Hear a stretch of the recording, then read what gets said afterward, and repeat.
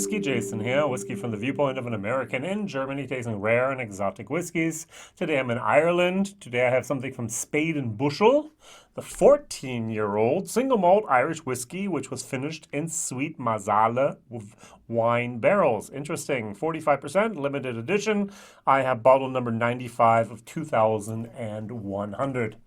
So, Spade Bushel is basically a brand here of the Connacht distillery. Well, that didn't work out very nice now, did it? I have a second bottle that I'm going to use here to do the comparison with, and you have here that Snake Dragon Connacht Distillery. They actually just a couple of weeks ago bottled their very first own spirit, which is fascinating. I have a cask there, which I bought myself with a couple of other people from Germany, and it's going to be about another 3 years before I fill up mine. So let's see if I can get that little, the lid. Nope, not going to get that today. Going to do that after the video's over. And what I have here is their 5-year-old, and this was actually a finished in Amarone wine barrels, single malt Irish whiskeys. This is one of 1,400 bottles worldwide. So what Connacht did basically is they said, hey, so let's do this way a little bit. All right, good. We are going to have a brand. This brand is going to be called Connacht, named for that northern western region of Ireland.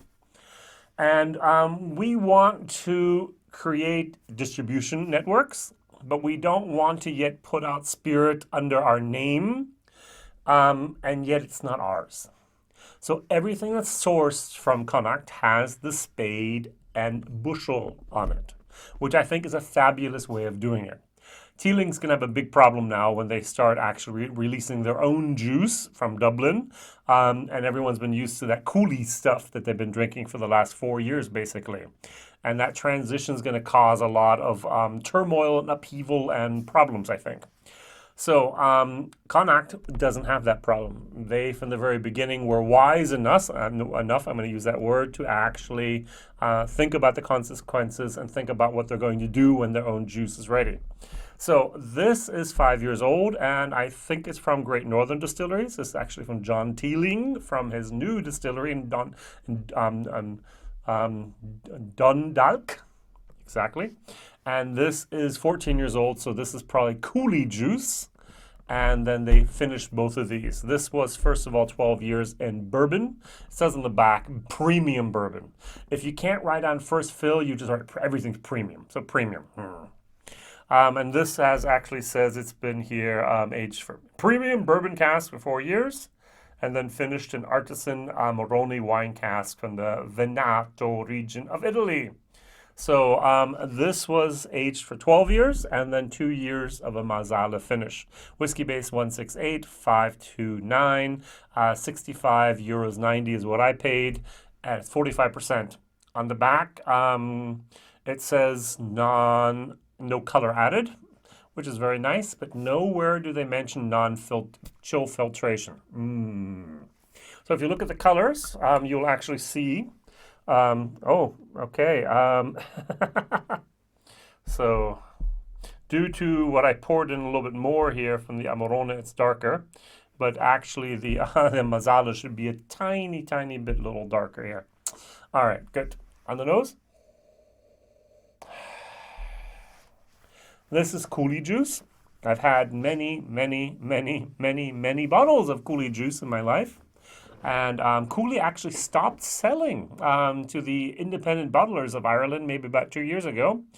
Middleton never really sold. It was very special, a barrel here and there, but they never really financed or made it feasible for independent distillers to actually get up and going, or bottlers. And Bushmill has also basically stopped after Proximo 2014 took over. And they're now putting all their effort into, for example, Proper Number 12. I know many people don't like it, but it's not that bad of not that terrible a whiskey. And also Sexton, with that little what is it, hexagonal, little for the causeways. A barrel, beautiful, beautiful, beautiful barrel, bottle, and very, very good stuff. So they're also not giving up a lot of cash. So if you need to have independent whiskey at the moment, you have one place to go. That's Dundalk. That is then Great Northern Distilleries. That is John Teeling. So that's his plan. He's not going to have any of his own brands out there. Every once in a while, he might have to renew a brand by actually using it. But other than that, he's going to be just helping others.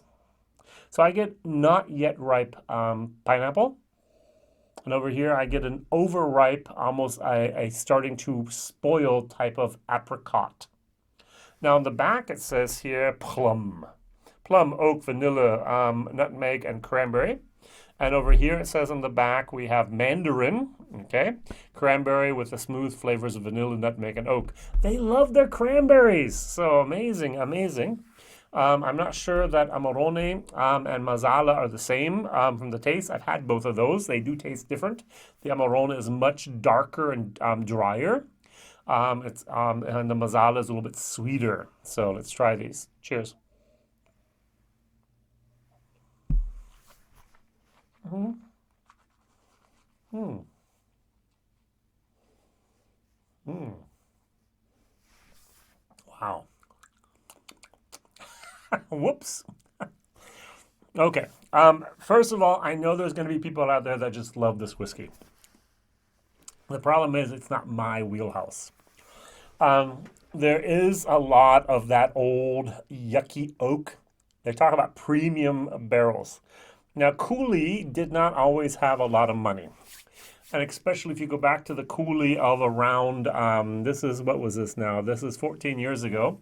So we're about 2006, 2004. They were running into some very difficult problems at that time, all financially. And they were reusing a lot of casks for the second and third time. And so first fill bourbon. So bourbon, first fill bourbon, second and third. Too many times. And this is what I'm getting. I'm getting a very yucky oak moment.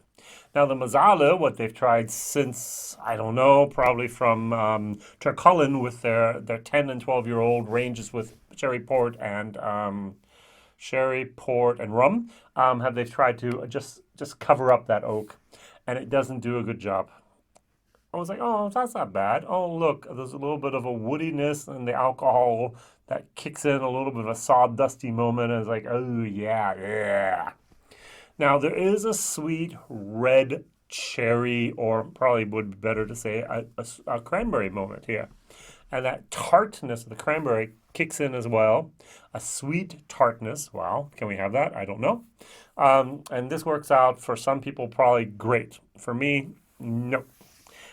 This is actually a D type of whiskey. I have A, B, C, D, F. So A, why haven't you bought it? Very few bottles of that. That's 95 plus on most other people's scale. Then you have the B, buy it, which means, hey, it's a great whiskey. C, you can buy it if not. I differentiate between C plus, C, and C minus. And then we have the D, you don't need it. And F, why was this stuff even made? Now, it's not a what was this stuff even made? This is just a D whiskey. This is not my wheelhouse. This is not what I like.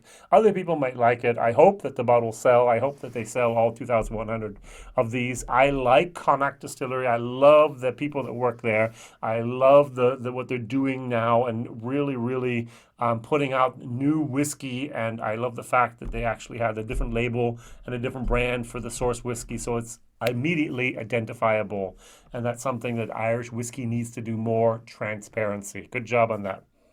Good. Could put a little bit of water in here. It's 45%, so we're going to take it down to maybe about 40%.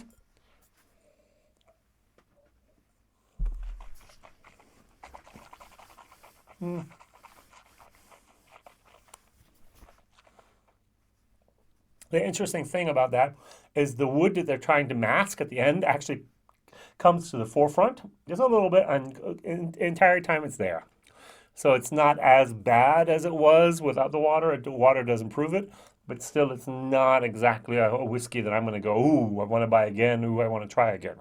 So going over here to the Amarone, the 5-year-old. Cheers, just in comparison.